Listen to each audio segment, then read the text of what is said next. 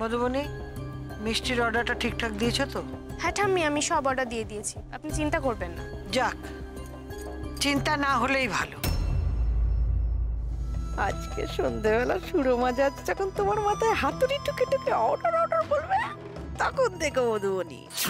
শোনো, ঠাকুরের বাসন কোসন সব ঠাকুরের সামনে রাখবে, সেখানে ফুল ফল নৈবেদ্য প্রসাদ সব ঠিকঠাক গুছিয়ে রাখবে, বুঝেছো? আর মিষ্টি এলে মিষ্টিগুলো সাজিয়ে রাখবে। না জানলে পাকামি না করে আমাকে জিজ্ঞেস করবে, কেমন? ছোট বৌমা, আলপনাটা তুমি দেবে, তোমার হাতের কাজ ভালো। যাক, মা তাও আমার কোনো কাজের তো প্রশংসা করলো, কি ভালো কমল দি। ছোট বৌমা, অপ্রয়োজনীয় কথা বলার সময় নেই। মেজ বৌমা, মা, নাম সংকীর্তনের ব্যবস্থা তুমি করবে, কেমন? হ্যাঁ মা। ভোগের রান্না আমি করব। হ্যাঁ, রান্নাঘর যেন পরিষ্কার থাকে। যাও, সবাইকে কাজ বুঝিয়ে দিয়েছি, এবার যে যার কাজে যাও। আমি স্নান করতে যাই, স্নান সেরে ভোগের রান্নায় ঢুকবো।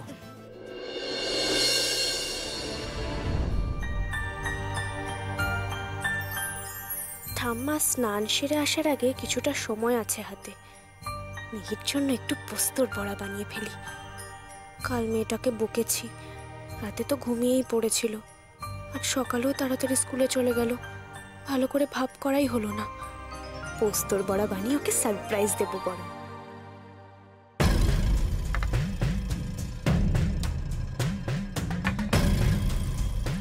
এইসব কথা তোমাকে কে বলেছে?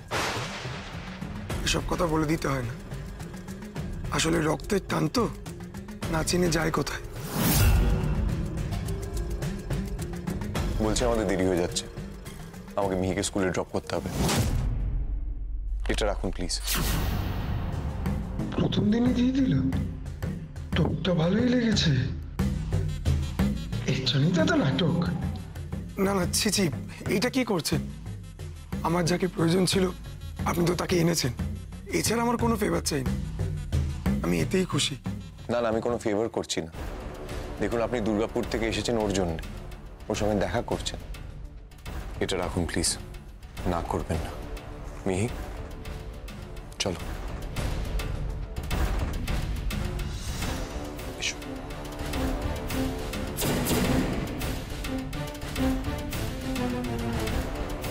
একটা কথা বলার ছিল সৌভিক। মধুবনী অনেক কষ্টে নিজের অতীত থেকে বেরিয়েছেন। আপনিও প্লিজ এবার অতীতটা ভুলে নতুন করে জীবন শুরু করুন। স্ট্র্যাটেজিটা ভালোই, সহজ পথেই প্রত্যেকে সহজতে বলছেন তো। সোনার 3 পারা হাসির সন্ধান পেয়েছি। অতীত নামে ভুলে গেলাম, কিন্তু মিহি তো আমার বর্তমান, ভবিষ্যৎ। ওকে কি করে ভুলে থাকি বলুন? সেটা তো সম্ভব নয়।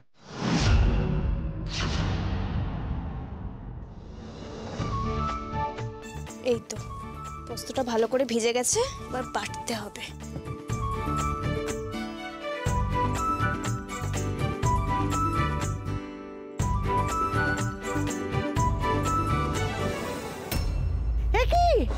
এটা কি করছো? আমি সে শিলনোড়াটা বার করেছো কেন? রাজ্যের পেঁয়াজ রসুন আদা বাটা হয়। সরাও সরাও, এটা সরাও। আমি একটু পোস্ত বাটতাম, আমি তো জানি না নিরামিষ শিলনোড়াটা কোথায় আছে, তাহলে ওটা বার করে বাটি আমি। তোমার বোধ বুদ্ধি কবে হবে? হ্যাঁ, আমি পই পই করে বললাম যে স্নান সেরে এসে আমি ভোগ রান্না করব, সেই জন্য সারা রান্নাঘর পরিষ্কার করে গঙ্গা জল দিয়ে শুদ্ধ করা হয়েছে, আর সেখানে তুমি পোস্ত বাটা নিয়ে পড়লে?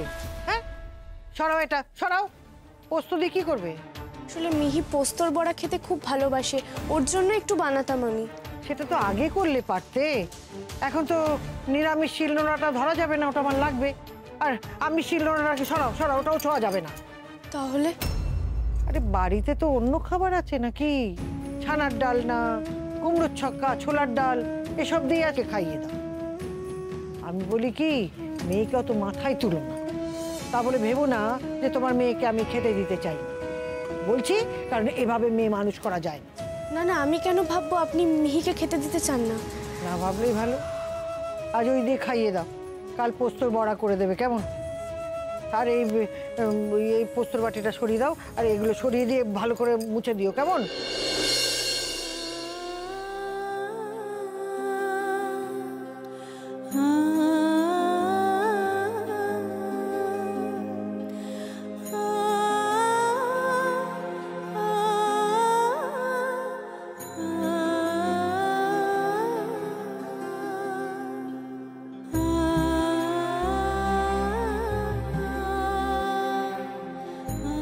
যা যা রান্না হয়েছে একটাও তো মিহি ভালোবাসে না, তাও এই দিয়ে বুঝিয়ে সুঝিয়ে খাওয়াতে হবে আজকের দিনটা।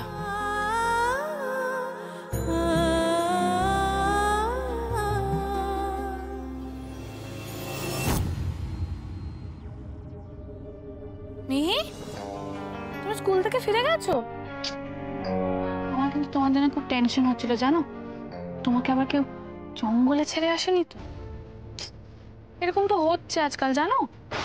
মাম্মার যখন স্টেপ পাপার সাথে বিয়ে হয় তখন এরকম বাবারা জঙ্গলে ছেড়ে দিয়ে চলে আসে, বাচ্চাটাকে দূরে করে দেয়। তুমি টেনশন নিও না, হ্যাঁ? বসো।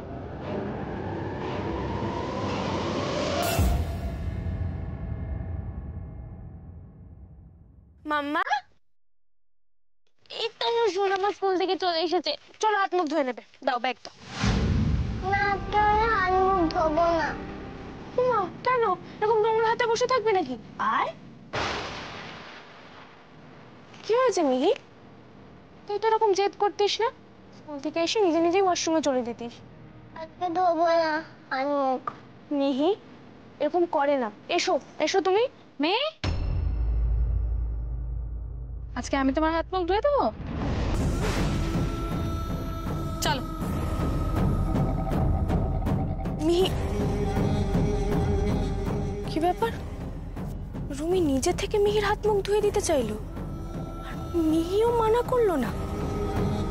এত পরিবর্তন হঠাৎ করে, কে জানে বাবা।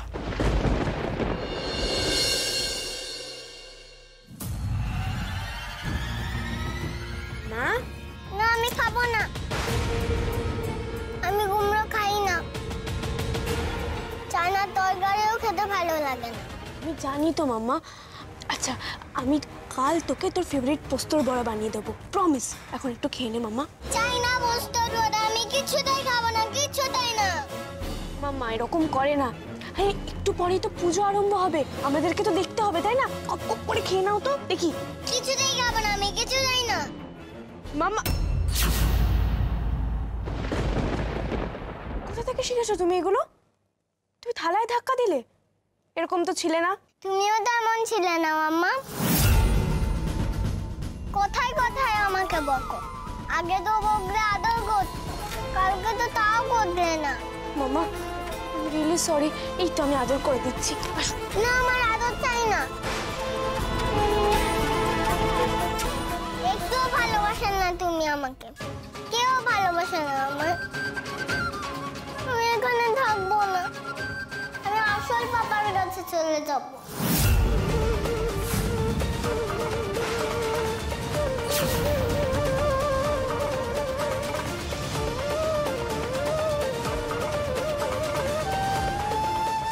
আসল পাপা? এ কি বলছে মিহি? মিহির আসল পাপা বেঁচে আছে আর সেটা মিহি জানে? নাইস, এই কথাটা তো মাকে জানাতে হচ্ছে। হঠাৎ আসল পাপার কথা কেন বললো মিহি?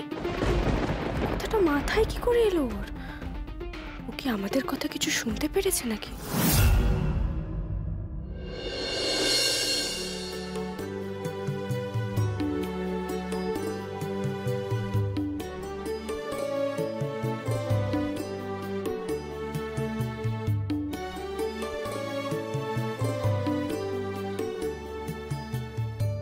আমাকে একটু আলপনা দিতে দাও না গো।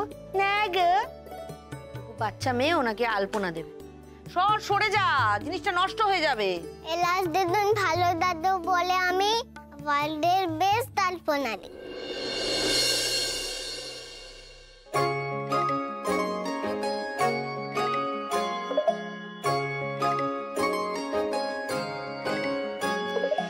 লা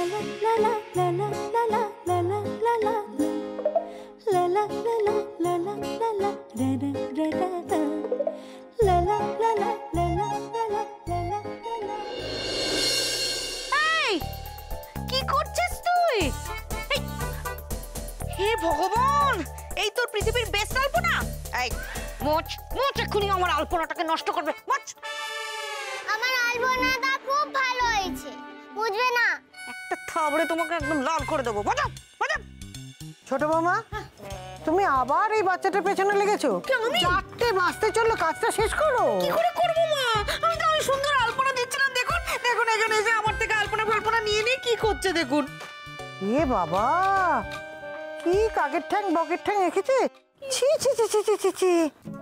আমার এলাচ দিদুন, ভালো দাদু, সবাই বলে বেস্ট আলপনা। তুমি কেন পচা বলছো?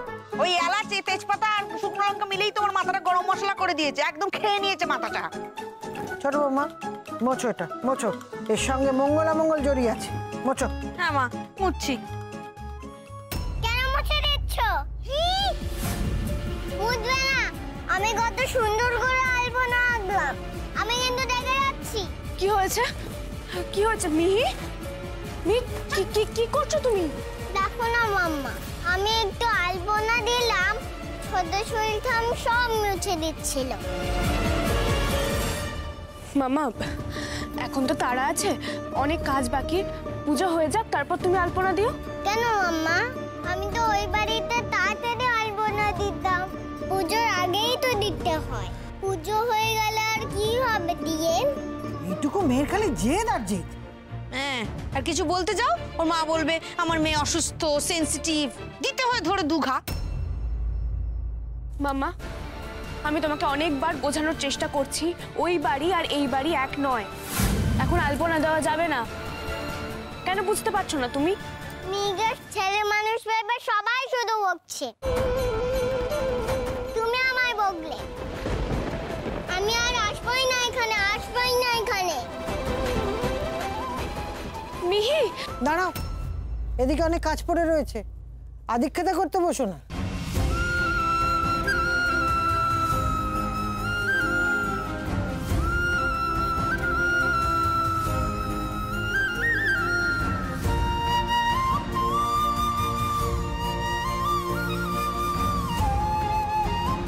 আমি আসল বাবার কাছে চলে যাব। মা, ওনারা এসে গেছেন, আমরা তৈরি তো? হ্যাঁ, সবই তো তৈরি, কিন্তু মিষ্টি। মধুবনী, মধুবনী, বলছি মিষ্টি তো এখনো এলো না। 4টে দিতে বলনি তুমি? হ্যাঁ হ্যাঁ ঠাম্মি, আমি 4টেতেই বলেছি। হয়তো কোনো কারণে লেট হচ্ছে। আমি না মাঝে একবার ফোনও করেছিলাম, কিন্তু এঙ্গেজ বলছিল। ভাগ্যিস এঙ্গেজ পেয়েছিল। 5টা বাজতে চললো, এখনো তো মিষ্টি এলো না। ঠাকুরমশাই কি মিষ্টির অভাবে বসে থাকবেন নাকি? না না ঠাম্মি, আমি এক্ষুনি একবার ফোন করছি, দাঁড়া।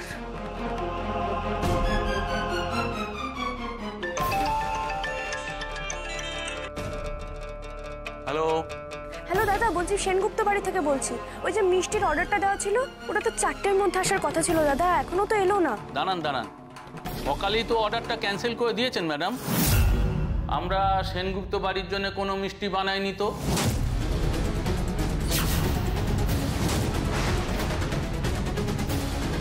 অর্ডার ক্যান্সেল করা হয়েছে? কে করেছে?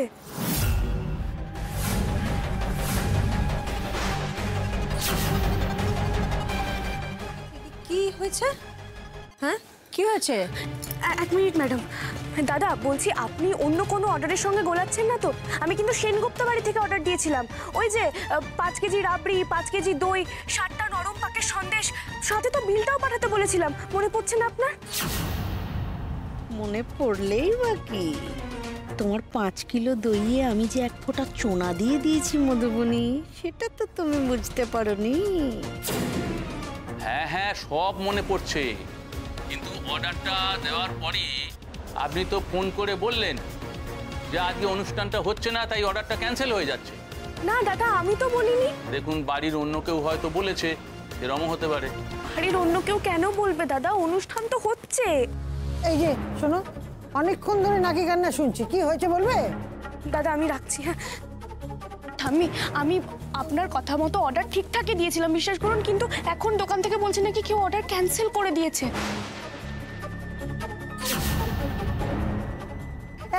কাজ দিয়েছিলাম তোমাকে, ফোন করে মিষ্টির অর্ডার দিতে বলেছিলাম, সেটা করতে পারলে না, এইভাবে আমাকে ডুবিয়ে দিলে।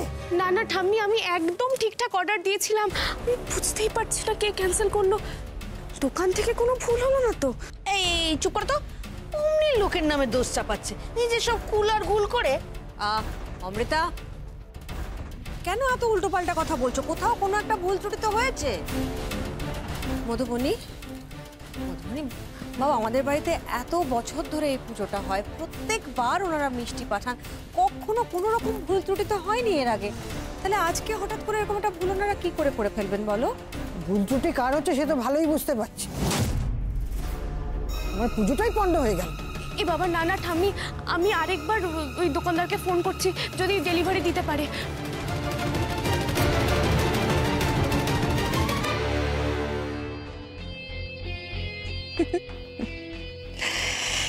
মধুবনীর লাইফে তো দেখছি কোনো কিছুই স্মুথলি হয় না। হ্যাঁ দাদা, আমি সেনগুপ্ত বাড়ি থেকে বলছি, একটু আগে কথা হলো। বলছি দাদা, কোনোভাবে আপনি এখন অর্ডারটা নিয়ে পাঠাতে পারবেন? দেখুন ম্যাডাম, সবই তো অর্ডারই মিষ্টি, এক্সট্রা 1 কিলো দই রাবড়ি কিছুই নেই আমার কাছে।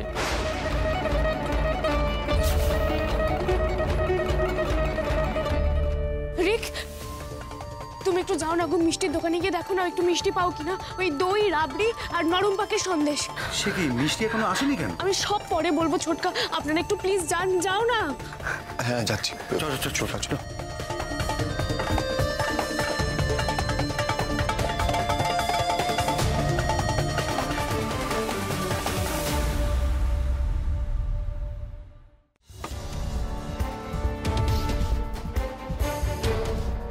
বলছিলাম দাদা, দই রাবড়ি হবে? না দাদা, রাবড়ি আর দই শেষ হয়ে গেছে। কি করবো কাকাই? কিছু তো বুঝতে পারছি না, চলো ওদিকটা দেখি তাহলে। চল তাড়াতাড়ি আসো। ইস, কখন কি হবে? আপনি বা এত দায়িত্ব মধুবনীকে কেন দিতে গেলেন মা? আমাকে দিতে পারতেন, আমি থাকতে কোনো সমস্যাই হতো না, সব ভালোভাবে মিটে যেত।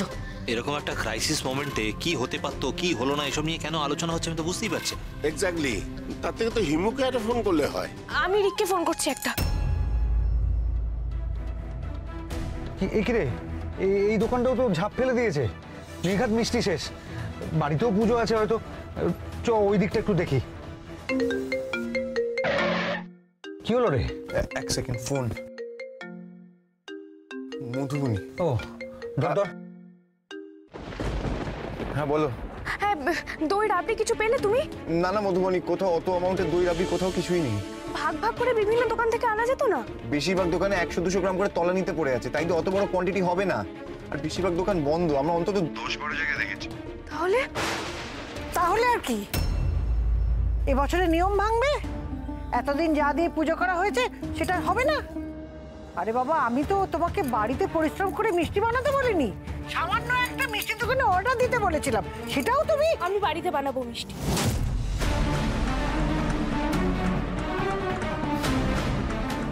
শোনো রিক, তুমি ভালো গাঢ় দুধ নিয়ে এসো, কলিটার লাগবে আমি তোমাকে টেক্সট করছি। আজ আমি মিষ্টি বানিয়ে ঠাকুরকে ভোগ দেবো।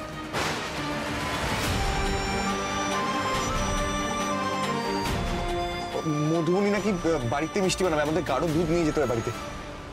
তাই চল, কি আর করবো। তুমি কি ইয়ার্কি করছো নাকি? বাড়িতে বিয়ে বসাবে? এতগুলো মানুষের দই রাবড়ি মিষ্টি তুমি একা তৈরি করবে? তুমি কি ময়রার কাজে জানো? সর্বগুণ সম্পন্ন। হ্যাঁ মা, উনি দশভুজা। ঠাম্মি, আমি খুব সাধারণ একজন মানুষ, তবে আমি বুঝতে পারছি না এত বড় ঘটনাটা কি করে ঘটলো। কিন্তু এই ভুলটা যেহেতু আমার হাত দিয়েই ঘটেছে, একবার আমাকে সুযোগ দিন শুধরে নেওয়ার, একবার আমি চেষ্টা করে দেখি না মিষ্টি বানানোর। ঠাকুরের যদি ইচ্ছে হয় তাহলে আমার বানানো মিষ্টি উনি গ্রহণ করবেন।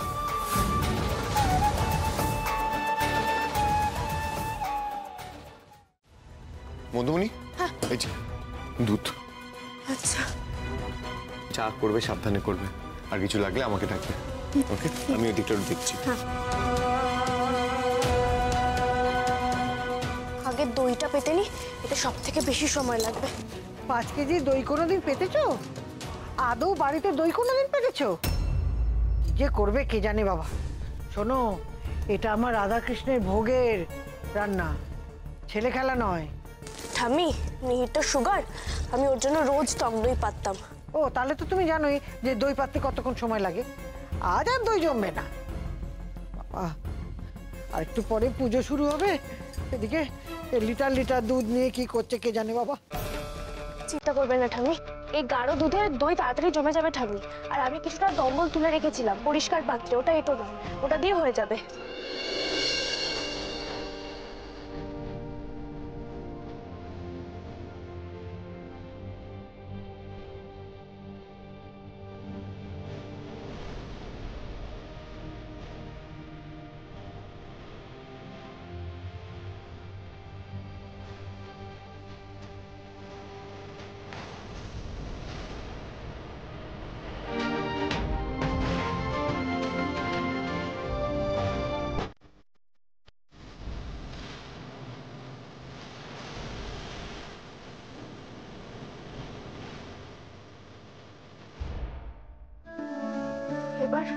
এবার রাবড়িটা তৈরি করতে হবে। তাড়াতাড়ি করো, ঠাকুরমশাই এসে জোগাড় শুরু করে দিয়েছেন। কীর্তনের দলও এসে গেছে, একটু পরে গান শুরু করবে। নিজে যেমন দায়িত্ব নিয়েছো তেমনি 8টার মধ্যে সব কাজ শেষ করতে হবে। কিন্তু ঠাকুরের পুজোয় কোনো ব্যাঘাত বা কোনো দেরি আমি কিন্তু সহ্য করবো না, এটা বলে দিলাম।